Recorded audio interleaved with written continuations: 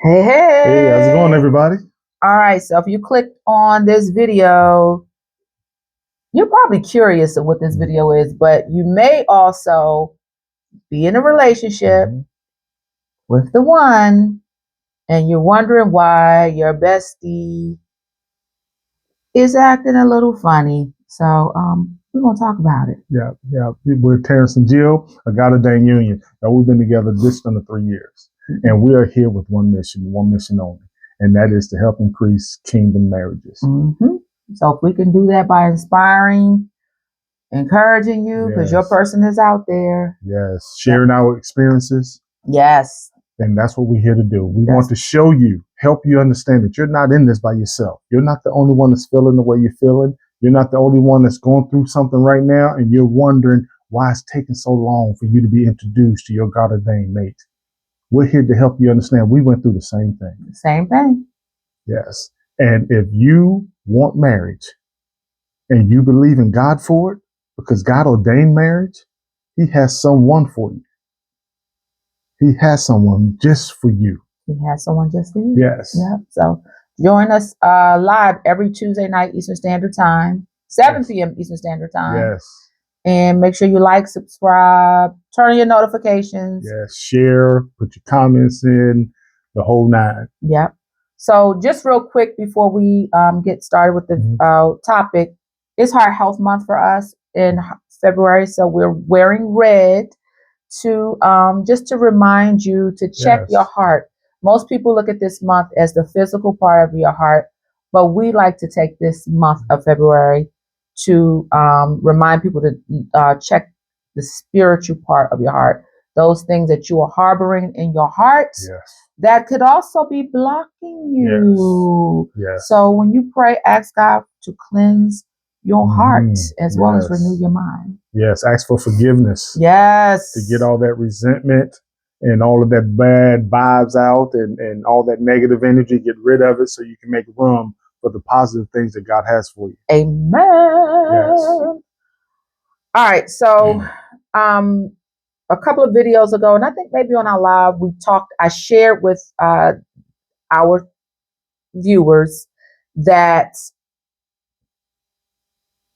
unfortunately, I had to end a friendship, a 30-year friendship, because sh- I'm assuming, allegedly, from the signs that weren't just noticed by me, but my other loved ones around me, that this person had an issue with me and Terrence's relationship.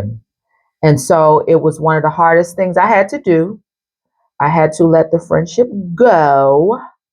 But at the end of the day, I choose love. And so none of my other friendships, every one of my friends, every one of my girlfriends, I mean, totally happy for me, everything. But this one, who I considered a best friend, she was very partial, had no reason to be, other than what we want to explain here, to beware of bestie behavior. Yes. And so I think what happened, first of all, guys don't go through this, do they? No. Mm-mm. Guys don't talk about a lot of stuff. And I know women say that they wish that we communicated, but as a result, we don't go through a lot of things that women go through. Because if I went to, now we do, I got some guys that I trust enough, and these are grown men enough, that if I say, man, I met this woman, I liked her, da da da, he's gonna say, man, wow, you got to bring her around, man. Hey, when we play cards or whatever, because what they will do is almost treat her like a sister. You know what I mean? It's like she becomes they stepsister or sister-in-law, but we don't get into, man, I don't like the fact that you with her because now you ain't spending time with me. We don't get into that deal. And neither did the rest of my girlfriends at all. And I I saw the signs from day one. Because I remember when when Terrence proposed, that night, because it was just the two of us. We didn't have no big party or anything. Terrence proposed, it was just the two of us. And so she was one of the ones that got the phone call, like within the 10 minutes that the proposal came. Of course, it was my parents, then my sisters, then my best friend. But when I called her, it was weird. And so that was actually the first red flag. But I was like, of course, because I've never seen, she's always been supportive. I've never seen it. So, of course, I just let it slide. But slowly but surely, when she and Terrence met, it, and, trying to ignore some red flags. She was not even, planning the wedding. She was there, but she wasn't there.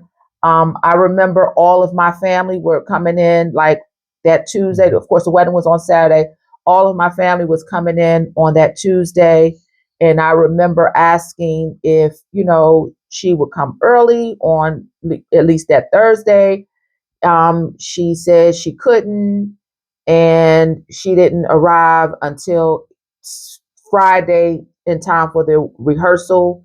Granted, she was traveling to here, but she didn't arrive until rehearsal time. And it was at that point that other family members and other friends started to say something different. Let me go back. Even my bridal shower, she gave me my bridal shower, but she made it clear she didn't want anybody else to help her with it. That was another red flag, but I was like, okay. So there was some tensions there. We had a disagreement during that time. We tried to talk about it. And and so the wedding came. Even though she was pretty partial, she did show up and do her duty.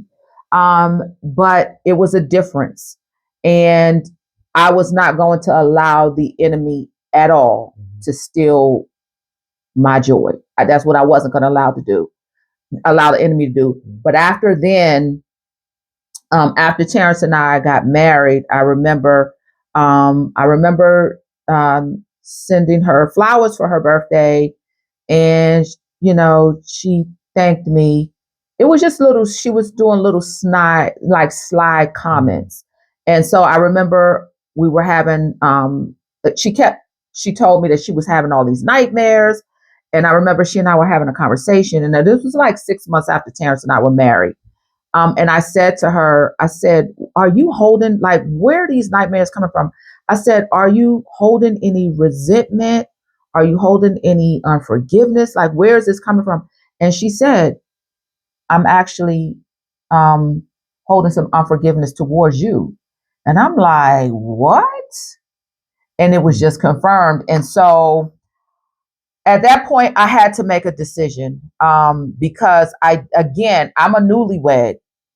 And so I did not want it to like we're not doing that. Whatever demons you're dealing with, at this point, I'm a wife, and you're dealing with demons that got to do with I'm assuming got to do with me, and I'm not letting that spirit come over. I have to protect me and mine, and so I had to make a hard decision. Like, I can't be part of the problem and the solution. I just can't. So I had to remove myself. And it was a very, very hard decision. I asked some of my closest loved ones and what they, thought. And, they told me exactly how they felt. And of course, I went to my husband. And so I had to make a very tough decision. So, but let me just say, this is not a unique case.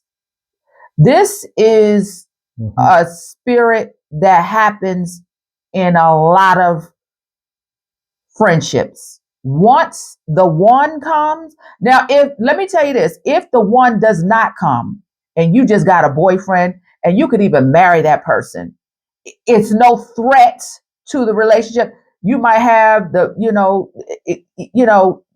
that best friend might be rocking with the three of you because it's no threat. And so it's not all, and it could be the one, and everything could go well as well. It can go any way.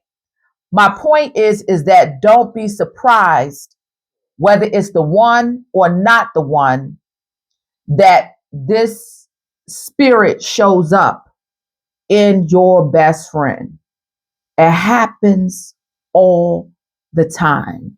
All the time. As I said in a video or two ago, there's a whole season in a girlfriend's sitcom where Tony and Joan had an issue.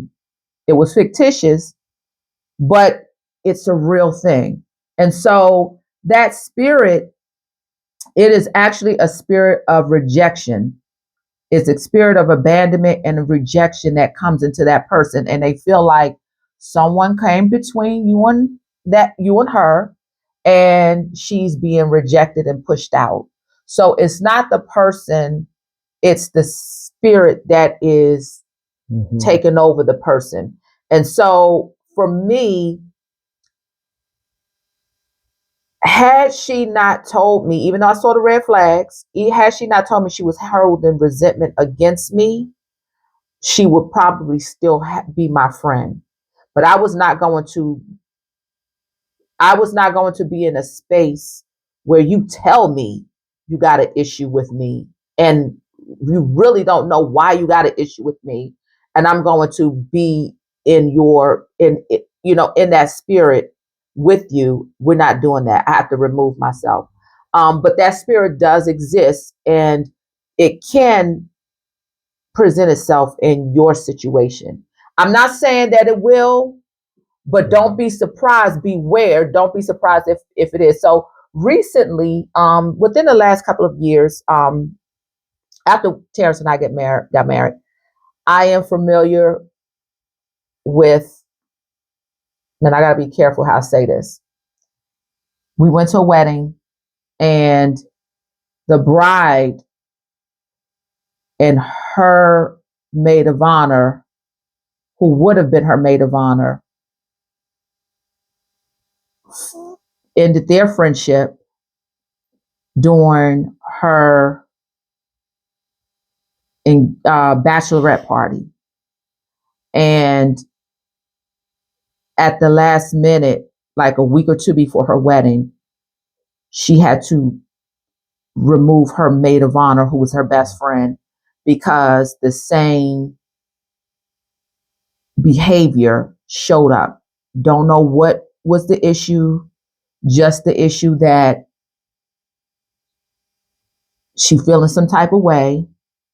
It could be she feeling like she should be the bride, but it, yeah, you really don't know where it comes from, but it shows up. Yeah, from the outside, it sounds like, you've been there for them. She got married first. You was there whenever there's an issue between her and whatever she's got going on. She always had you to fall back on. Mm-hmm. And then when you met me, it's like, well, he's going to take her from me. Now I'm not going to be able to go to her. And so she wasn't happy for you being married or meeting your person as she was meeting her person, because you was there supporting her, but now she didn't want to do the same thing for you as a friend. She took it as a threat. So for those of you that's trying to figure out, well, what is she talking about? Well, what happened? Sometimes you don't know, again, because every person is different. You don't know what's happened in that person's past that even brought this into be, but then they kind of start to lean on a friend more than probably they should. And then when that friend finally finds their happiness, they don't want it for them because they want that friend to keep the same relationship and be the same person for them so they can be happy. Right. And they don't want you to be happy or have your own happiness without them. Mm-hmm. So, yeah. Yeah. So you beware of when you meet someone and your girlfriends might say, "Oh, you can't let nobody come in between us." No, you or You gotta be careful. yeah, you got to be careful. Yeah. You'll see the signs. You'll see the signs, but know that it's a spirit. It's not the person that you come to love. It's a spirit, and the spirit can more than likely the spirit. I'm not gonna say more than likely. The spirit, the root of it is the spirit of fear, Mhm. but more than likely that's what's on top of that spirit of fear is the spirit of rejection. Yes. So it comes across as if you are rejecting them because you're accepting someone new. So just be, Or you're replacing them. or you're replacing them, which is can also be a spirit of abandonment. And or you're leaving them. That's what I should say. You're leaving them. Yeah. And so don't carry guilt. Don't try to, or if I'm gonna spend Friday with him and Saturday with you. No. Yeah. At the end of the day, he comes first. And I don't care how, a lot of people don't like me to say this. I don't care how, there is no comparison. Mhm. Your husband is not equal to your best friend. They're just not. They're not. And if they don't know their place, Mhm. that's an issue. Yeah. It's an issue. And so I just want to say beware of bestie behavior. Yeah. Beware of best, because it is a thing. It is a thing. It's a thing. As soon as you find And your it can person, be ugly. it can be Because if ugly. there's multiple people in that friendship, then what it also causes some of them to do is pick who they're Pick a going to side. stay with as a Yes. friend. So that's going to break up the whole nucleus of everything that's going on. Yes. So it may be starting out with two people, but it might involve everybody in that clique to a point to where now you got the division amongst a whole bunch of people. Spirit of division. Then that goes into a whole new spirit, a spirit of division.